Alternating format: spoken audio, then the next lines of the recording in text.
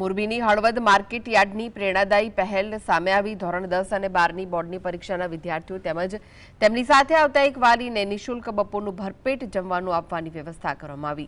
Halvad marketing યાર્ડના ખેડૂત ભોજનાલય ખાતે તાલુકાના પરીક્ષાર્થીઓ અને એક વાલીને ભોજન આપવામાં આવશે, જેથી પરીક્ષા દરમિયાન વિદ્યાર્થીઓને જમવા માટે ગામડે પરત ન જવું પડે અને તેઓ નિરાંતે પરીક્ષા આપી શકે। 7મા વર્ષે પણ બોર્ડના વિદ્યાર્થીઓને નિઃશુલ્ક ભોજનની વ્યવસ્થા કરવામાં આવી છે। આપણું હળવદ માર્કેટિંગ યાર્ડ એટલે ખેડૂતોનું યાર્ડ। ખેડૂતોના દીકરાઓ પરીક્ષા દેવા આવ્યા હોય અને કોઈ તકલીફ ન પડે એના માટે ખેડૂતોના દીકરા દીકરીઓને આ નિઃશુલ્ક જમવાની વ્યવસ્થા કરેલ છે।